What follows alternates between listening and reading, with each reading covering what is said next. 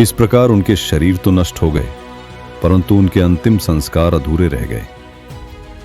मुक्ति न पाकर उनकी आत्माएं अंधेरे में भटकती रहीं, बिना आवाज, करुणा की प्रतीक्षा में।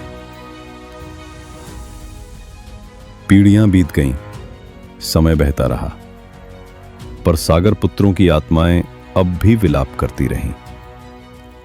कई शताब्दियों बाद इक्ष्वाकु वंश में राजा दिलीप के पुत्र भगीरथ अपने पूर्वजों की उस दुर्दशा को स्मरण किया और उनके हृदय में एक गंभीर करुणा के स्रोत ने जन्म लिया। उसने अपना राज्य त्याग दिया, वैभव, सुख, सब कुछ छोड़ दिया।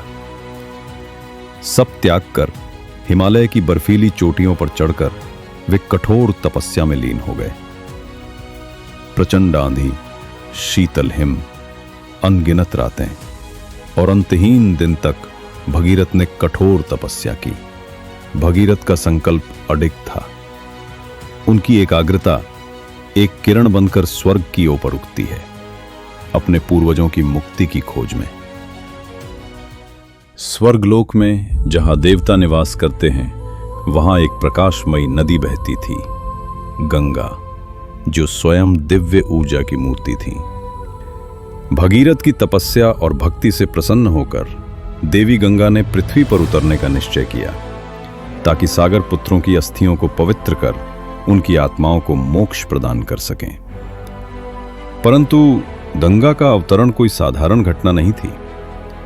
उनकी धारा जल नहीं थी, वो थी अदम्य दिव्य शक्ति। यदि वो सीधे स्वर्ग से पृथ्वी पर गिरे तो संपूर्ण पृथ्वी विनष्ट हो जाती। गंगा जी ने भगीरथ से कहा, मेरे पृथ्वी पर अवतरण को केवल एक ही देवता संभाल सकते हैं, और वो है महादेव शिव।